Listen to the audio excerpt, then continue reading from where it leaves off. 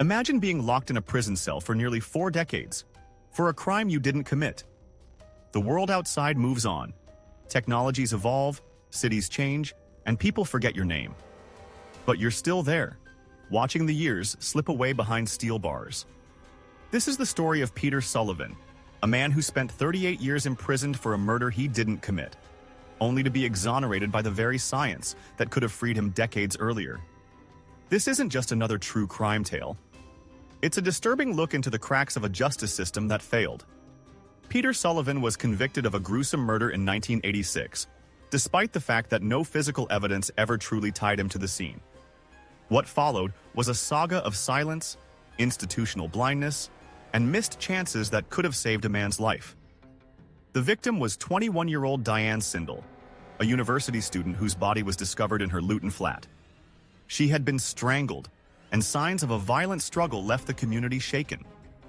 The media quickly picked up the case, amplifying public pressure for swift justice.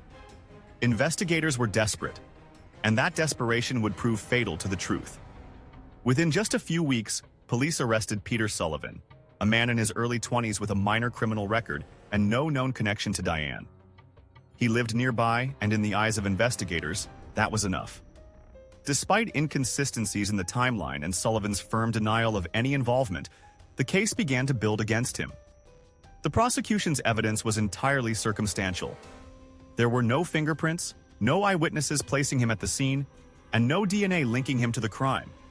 But with a jury primed by headlines and fear, even a weak case found traction. Peter Sullivan was sentenced to life in prison, convicted largely on the basis of character, not fact. From the very beginning, Peter maintained his innocence. Year after year, appeal after appeal, he clung to the belief that one day the truth would come out. But time is a cruel companion in prison. The world outside kept changing. Friends faded away. His mother passed without ever seeing her son walk free again. As forensic science progressed in the 1990s and early 2000s, many wrongful convictions began to be overturned. But Peter's case was ignored. The evidence that could clear him, preserved biological samples from the crime scene, sat untouched in storage. It would take a new generation of legal advocates to finally make someone listen. In 2022, a non-profit legal organization specializing in wrongful convictions took interest in Sullivan's case. They reviewed the original files and flagged something that had long been overlooked: the potential for DNA testing on semen found at the crime scene. It was a gamble, but one that could change everything. When the new tests were completed in 2024, the results were clear and devastating. The DNA didn't match Peter Sullivan, not even close. In fact, it matched another man entirely, someone who had never even been investigated during the original inquiry. Suddenly, everything the prosecution had argued unraveled in an instant. In April 2025, Peter Sullivan walked out of prison a free man, 38 years after he was first locked away. Cameras captured the moment as he stepped into the sunlight, bewildered, weathered, but finally vindicated. The crowd outside clapped. Some wept. But the real question still hung in the air.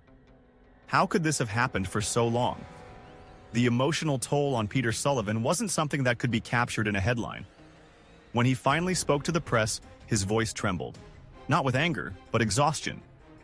"You stop counting the days after a while," he said, "because counting just makes it hurt more." Behind him stood his legal team, but no family. His mother had passed. His siblings moved on. He came out into a world that had forgotten him, and one he no longer recognized. In the quiet aftermath of his release, Sullivan described prison as more than steel bars and stone walls. He called it a place where time itself rots. Birthdays vanish. Seasons blur. Letters stop coming. "You lose more than freedom," he said. "You lose memory. You lose relevance. People outside keep growing. You stay the same."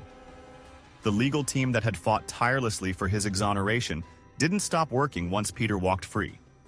They immediately called for a public inquiry into the original investigation. Why had the police focused so intensely on Peter? Why had they ignored the lack of forensic evidence? And more disturbingly, why had the semen samples gone untested for nearly 4 decades? The deeper they dug, the more troubling the details became. Records revealed sloppy police work, witness contradictions that were dismissed, and a culture of confirmation bias. Once Peter became the suspect, the investigation narrowed. Alternate theories, other leads, all were pushed aside. The system wasn't designed to recheck its own mistakes. It was designed to move on. Peter's case has now become a national flashpoint. Legal scholars, investigative journalists, and human rights organizations are using his story to push for sweeping reforms. The spotlight is now on old cases gathering dust in archive rooms across the UK. Each one could hold another Peter Sullivan, another silent cry buried under forgotten paperwork and outdated science. But what does justice really mean, 38 years too late? There was no financial compensation. No government official came forward to apologize. There was no plan for reintegration.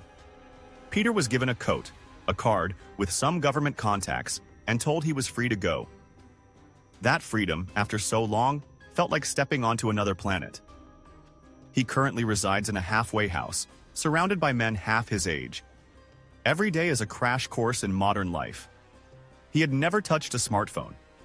The concept of streaming, contactless payment, and video calls was completely foreign. Even walking through a supermarket felt overwhelming. The lights, the noise, the sheer number of choices. Meanwhile, Diane Sindall's family has been forced to relive the trauma they thought was buried. The man they had believed was her killer, the man they had hated for so long, was innocent. And the real killer?